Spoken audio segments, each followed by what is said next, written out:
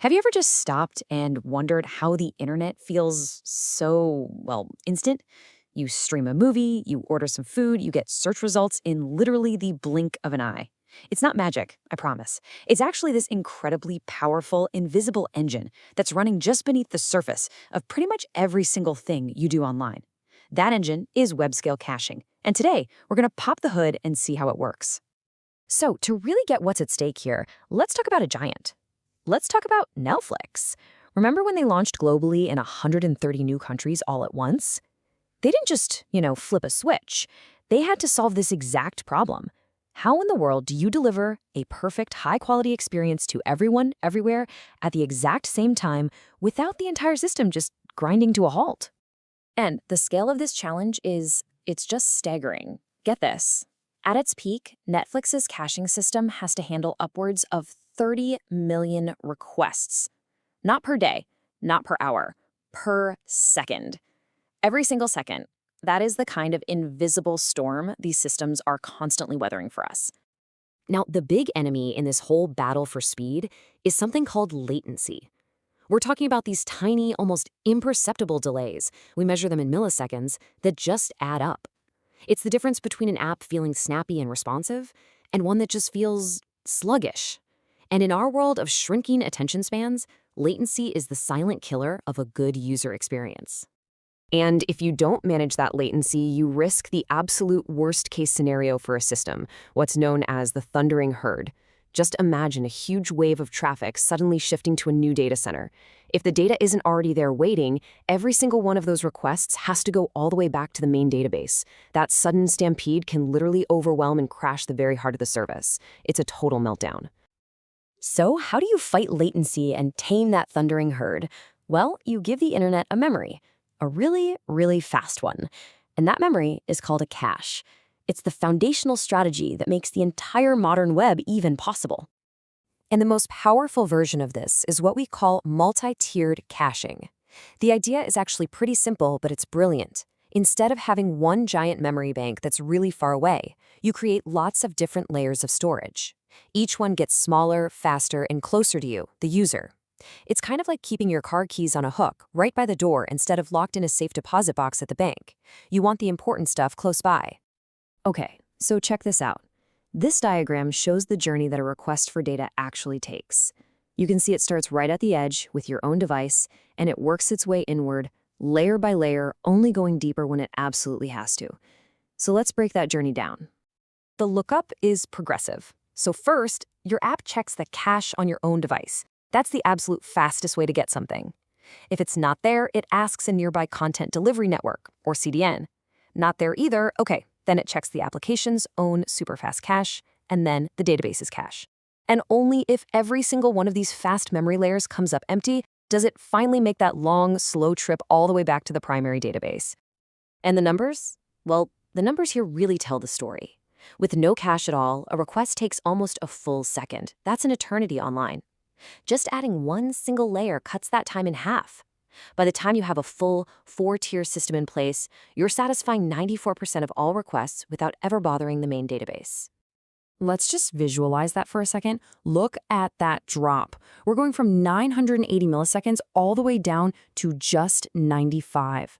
That's a performance improvement of over 10 times. This right here is why multi-tiered caching isn't just some nice-to-have feature. It's a fundamental requirement for any serious, high-performance application. All right, so that's the theory. Now let's jump back to our high-stakes example and see how Netflix actually puts this stuff into practice on a truly global scale. And here's the thing that's so crucial to understand about Netflix. Caching isn't just for stuff that doesn't change, like movie posters. As their own tech blog says, it's absolutely essential for all the dynamic, personalized data that makes the service actually work. You know, your viewing history, your ratings, all the stuff that makes your Netflix homepage totally unique to you. Their solution is this custom-built powerhouse called EV Cache. You can think of it as the high-speed, short-term memory for Netflix's entire global operation. It's built on a popular open-source system called Memcached, which is basically a high-performance memory storage system, but Netflix has tuned their version for the insane scale and demands of the cloud. And when I say insane scale, I mean it. Remember that 30 million requests per second? Well, that translates to just under 2 trillion requests handled by EVCache every single day. It's without a doubt one of the busiest systems on the entire planet. But here's where the real magic happens. How do they keep all that data up to date globally in near real time? So if you rate a movie in Virginia, how does someone accessing your profile in Ireland see that update almost instantly? The secret is this really elegant architecture that replicates data across the world. So, let's follow a single piece of data on its journey. When you update something, it gets written to your local cache. At the same exact time, a tiny message about that update gets put into a queue. Think of it like a digital conveyor belt. A relay service grabs that message, fetches the full data, and then sends it to a proxy in another region. That proxy then writes the data to its own local cache, and boom, the update is live globally, often in less than a second. It's incredible. So Netflix has this insanely fast, globally synced memory. But getting data out of that memory is really only half the battle. The system also has to be super smart about routing the millions of incoming requests to the right memory bank in the first place. Which, brings up a really critical question. Before your request can even go looking for data in a cache, some kind of traffic cop has to direct it to the right neighborhood of servers. This whole process is called load balancing. And there are two main flavors of it. You've got layer 4, which is like a simple fast traffic cop. It just looks at the basic connection info, the IP address and port, and sends it on its way. But then you have layer 7. That's more like a smart, sophisticated detective. It actually looks inside the request at the application data, like the URL or special headers, to make much, much more intelligent routing decisions. And for modern apps, this is an absolute game changer. See, new protocols like HTTP/2 allow a single connection from your browser to carry hundreds of separate requests at the same time. A simple layer 4 load balancer would just see that as one thing, which could create a huge imbalance. But a layer 7 balancer sees each and every individual request and can distribute them all fairly. That's why these two systems, caching and load balancing, are totally inseparable. Your super-fast cache is only effective if a smart load balancer can get traffic to it efficiently. So when you put it all together, the multi-tier design, the global replication, the intelligent load balancing, you really start to see why caching is this invisible engine that truly, truly rules the internet. So let's just recap the big takeaways, right? Caching absolutely demolishes latency, which makes everything feel instant. It acts like a giant shield protecting those precious back-end databases from that thundering herd. That, in turn, saves companies an enormous amount of money on servers and bandwidth. It's what allows a service to even go global. But most importantly, it all adds up to a faster, better, and just more enjoyable experience for you and me.